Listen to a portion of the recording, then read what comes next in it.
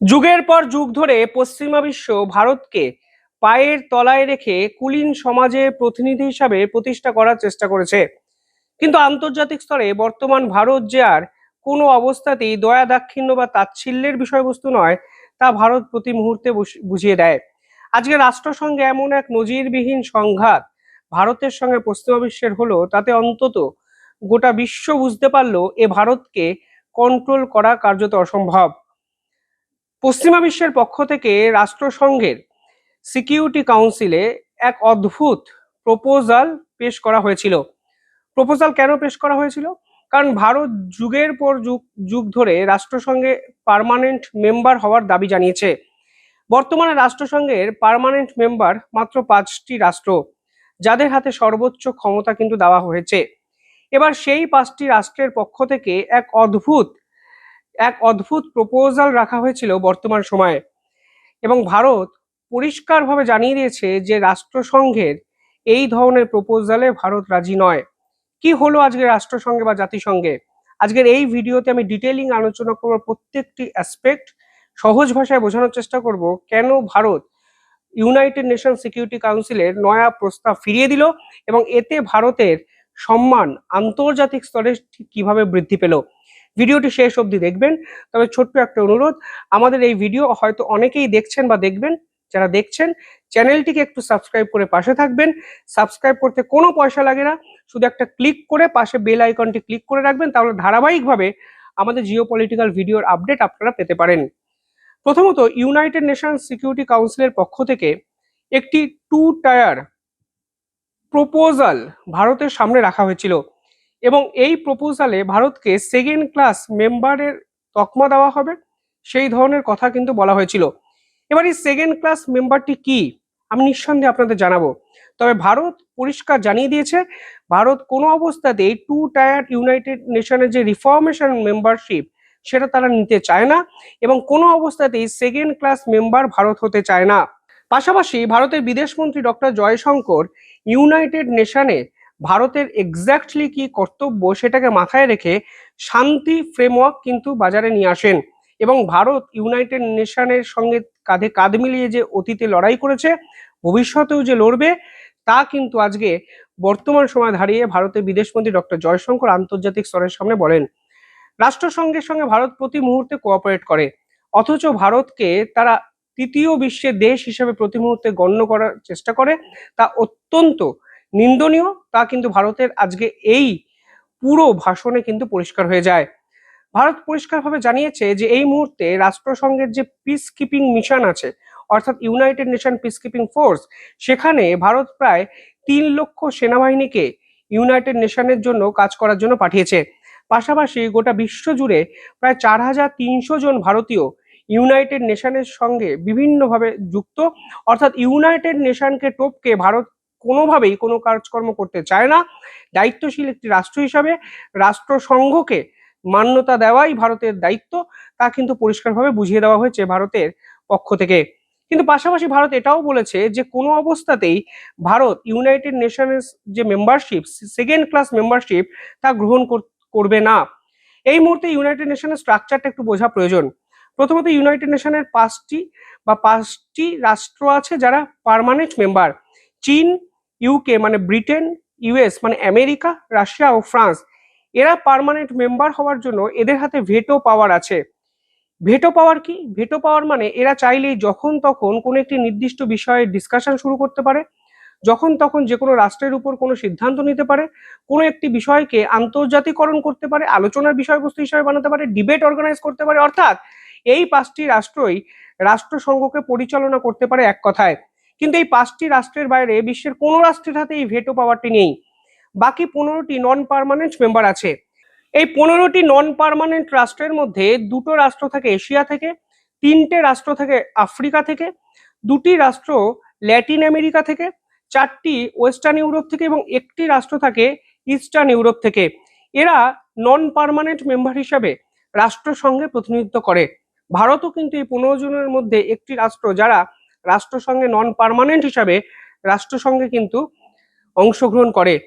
এদের হাতে কিন্তু ভেটো পাওয়ার থাকে না, অর্থাৎ এরা চাইলেই রাষ্ট্রসংঘে কোন বিষয়ে আলোচনা করা হবে, কোন বিষয়ে ডিসকাশন করা হবে, ডিবেট করা হবে, সেই সিদ্ধান্ত কিন্তু তারা নিতে পারে না।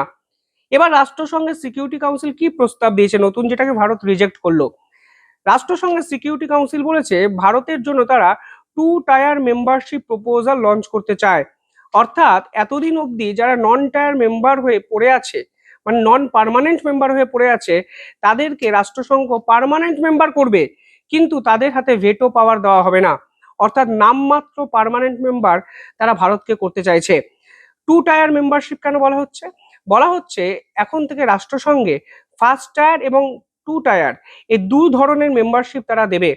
1st টায়ার যাদের মেম্বারশিপ হবে তারা পার্মানেন্ট মেম্বার পাওয়ার পাশাপাশি ভেটো পাওয়ারও পাবে, কিন্তু 2nd টায়ার যারা মেম্বার হবে তারা ভেটো পাওয়ারটি পাবে না, অথচ খাতায় কলমে তারা পার্মানেন্ট মেম্বার হয়ে থাকতে পারে। আজকে ভারতের বিদেশমন্ত্রী ডক্টর জয়শঙ্কর রাষ্ট্রসংঘের এই প্রপোজালকে সম্পূর্ণ ধাক্কা দিয়ে রিজেক্ট করে দিয়েছেন এবং ভারত কোনো অবস্থাতেই ভেটো পাওয়ার ছাড়া পার্মানেন্ট মেম্বার হবে না, তা কিন্তু পরিষ্কারভাবে বলে দেওয়া হয়েছে। এই ধরনের সিদ্ধান্তের বিপক্ষে ভারত অত্যন্ত গুরুত্বপূর্ণ 3টে কথা বলেছে। ভারত বলেছে এই যে সিস্টেম রাষ্ট্রসংঘে ইমপ্লিমেন্ট করার চেষ্টা করা হচ্ছে তা পার্মানেন্টলি ইনইকুয়ালিটি তৈরি করবে, অর্থাৎ বৈষম্য তৈরি করবে। মানে আপনি কিছু রাষ্ট্রকে পার্মানেন্ট মেম্বার হয়তো করে দেবেন, কিন্তু তারা স্বাধীনভাবে কোনো সিদ্ধান্ত নিতে পারবে না, সেটা তো পরিষ্কার বৈষম্য। ফলে এই ধরনের সিস্টেম বর্তমান রাজনৈতিক প্রেক্ষাপটে চলবে না। দ্বিতীয়ত বলা হয়েছে যে যে দেশের একটা নির্দিষ্ট ইতিহাস আছে, কালচার আছে, যে দেশ বিশ্বে বিভিন্ন জায়গায় দায়িত্বশীল দেশের একটা ভূমিকা পালন করেছে, তাদের পারফরমেন্সকে ভিত্তি করে এই পার্মানেন্ট মেম্বার এবং নন পার্মানেন্ট মেম্বারের সিদ্ধান্ত নেওয়া উচিত। পাশাপাশি এখানে রাষ্ট্রসংঘে ডক্টর জয়শঙ্কর পরিষ্কার বলেছেন, it makes future reform even harder. যদি এই ধরনের সিদ্ধান্ত আপনারা নেন, তাহলে ভবিষ্যতে যে রিফর্মেশন রাষ্ট্রসংঘে করা প্রয়োজন সেটা করা আরো কঠিন হয়ে যাবে। অর্থাৎ এই ধরনের সিদ্ধান্তকে ভারত অ্যাকসেপ্ট করছে না। পাশাপাশি রাষ্ট্রসংঘে ভারত বলেছে এই ধরনের দায়িত্ব জ্ঞানহীন একটি সিদ্ধান্ত নিলে যে লেজিসমেসি আছে তা কিন্তু সম্পূর্ণ নষ্ট হয়ে যাবে। অর্থাৎ লেজিসমেসি যেটা তৈরি হয়েছে রাষ্ট্রসংঘে, আইন প্রণয়ন বিষয় যেটা আছে সেটা সম্পূর্ণভাবে নষ্ট হয়ে যাবে, তা কিন্তু ভারতের পক্ষ থেকে বলা হয়েছে। পাশাপাশি ভারত বলেছে G4 রাষ্ট্রগুলো যে প্রপোজাল এতদিন রাষ্ট্রসংঘে দিয়েছে আমরা তার সঙ্গে সহমত। G4 রাষ্ট্র কারা? জাপান, ইন্ডিয়া, ব্রাজিল এবং জার্মানি। তারা বহুদিন ধরেই পার্মানেন্ট মেম্বার হওয়ার জন্য এবং একে অপরকে সাপোর্ট করেছে যেন তারাও পার্মানেন্ট মেম্বার হতে পারে। এখানে তারা পরিষ্কার বলেছে যে অবিলম্বে পার্মানেন্ট মেম্বারশিপ তার সিট তাকে এক্সপ্যান্ড করতে হবে এবং নন পার্মানেন্ট মেম্বার যে সিট আছে সেটাকেও এক্সপ্যান্ড করতে হবে। প্রয়োজনে যারা নন পার্মানেন্ট মেম্বার হবে তাদেরকে 15 বছরের সময় দেওয়া হোক। 15 বছর তারা যদি দায়িত্ববোধ দেখায় তাহলে তাদেরকেও পরবর্তীকালে পার্মানেন্ট মেম্বার করা যেতে পারে এবং এভাবেই রাষ্ট্রসংঘ কিন্তু এগোতে পারে। দেখুন, রাষ্ট্রসংঘ এক ঐতিহাসিক সংগঠন। দিনের পর দিন এই রাষ্ট্রসংঘ চলেছে বিশ্বের বহু দেশের একত্র একত্র একটা সিদ্ধান্তের ফলে ফলে কিন্তু আজকের দিনে দাঁড়িয়ে রাষ্ট্রসংঘ সেই মানধাতা আমলের আইনকে আঁকড়ে ধরে বেঁচে আছে। যখন রাষ্ট্রসংঘ তৈরি হয়েছিল সে সময়ের ভারত এবং 2026-এর ভারতের মধ্যে আকাশ পাতাল পার্থক্য আছে। ডক্টর জয়শঙ্কর পরিষ্কার বলছেন সময়ের নিয়ম অনুসারে যারা প্রভাবশালী রাষ্ট্রে পরিণত হয়েছে তাদেরকে রাষ্ট্রসংঘে পার্মানেন্ট মেম্বার করে দেওয়া হোক। ভারতের পপুলেশন এই বিশ্বের 2য় জায়গায় আছে, ফলে ভারত ডিজার্ভ করে রাষ্ট্রসংঘে পার্মানেন্ট মেম্বার হতে। শুধু তাই নয়, ভারতের জিডিপি আজকে বিশ্বে 4র্থ স্থানে উঠে এসছে এবং ক্রমশ জিডিপি বাড়ছে। পাশাপাশি ভারতের সেনাবাহিনী গ্লোবাল পাওয়ার ইন্ডেক্সে 4র্থ জায়গায় উঠে এসছে। অর্থাৎ যদি আপনারা তুল্যমূল্য বিচার করেন এই ভারত পার্মানেন্ট মেম্বার হওয়ার যোগ্য, কিন্তু কোনো না কোনো কারণে ভারতকে কোনো অবস্থাতেই পার্মানেন্ট মেম্বার আপনারা করছেন না। উল্টে এই ধরনের ভুলভাল এমন সিস্টেম তৈরি করার চেষ্টা করছেন যেন ভারত ভবিষ্যতে আরো বিপাকে ফলে কোনো অবস্থাতেই ভারত 2nd টায়ার মেম্বার হবে না। উল্টে পরিষ্কারভাবে রাষ্ট্রসংঘে জানিয়ে দিল ভারত G4 কান্ট্রি যে প্রপোজাল দিয়েছে, অর্থাৎ আমরা পার্মানেন্ট মেম্বার হব, আমাদের হাতে ভেটো পাওয়ার থাকবে, সেটাকেই as soon as possible implement করতে হবে ইউনাইটেড নেশন সিকিউরিটি কাউন্সিলে। অর্থাৎ পশ্চিমা বিশ্ব পরিষ্কার বুঝতে পারলে ভারতকে কন্ট্রোল তাদের করা কাজ নয় বা তাদের ক্ষমতাও নেই। তারা এতদিন ভাবতে ভারতকে যেমন ললিপপ খাওয়ানোর মতো যা বোঝাবে, যা খাওয়াবে, ভারত ঠিক সেটাই খেয়ে নেবে। কিন্তু আজকে ভারতের পক্ষ থেকে পরিষ্কার বুঝিয়ে দেওয়া হয়েছে কোনো অবস্থাতেই ভারত নিজের আগের অবস্থান থেকে পিছিয়ে আসছে না। ভারত দায়িত্বশীল একটি রাষ্ট্র হয়ে রাষ্ট্রসংঘকে সহায়তা করবে, সাহায্য করবে, কিন্তু নিজের অধিকারের লড়াই ভারত কিন্তু শেষ মুহূর্ত অব্দি লড়বে। সব মিলিয়ে রাষ্ট্রসংঘ তুলকালাম। পশ্চিমা বিশ্ব বুঝতে পারলো এই ভারতকে কন্ট্রোল করা কতটা কঠিন, এবং এই ভারতের সঙ্গে যদি কেউ বেয়াদপি করে, শত্রুতা করে, তাহলে ভারত কিন্তু চোখে চোখ রেখে শেষ মুহূর্ত অব্দি লড়াই করতে পারে। আমেরিকার ট্যারিফ ওয়ারের সময় আমরা যা দেখলাম, রাষ্ট্রসংঘে আজকে নিজের অধিকার ছিনিয়ে আনার জন্য যে লড়াই, সেখানেও কিন্তু ভারত 100তে 100 পেল নিঃসন্দেহে আন্তর্জাতিক স্তরের সামনে। আপনারা কিভাবে দেখছেন পুরো বিষয়টি কমেন্টে জানাবেন। দেখতে থাকুন দ্য ইন্ডিপেন্ডেন্ট নেটওয়ার্ক। যারা চ্যানেলটি দেখছেন, একটাই ছোট্ট অনুরোধ, সাবস্ক্রাইব করে পাশে থাকবেন। ধন্যবাদ।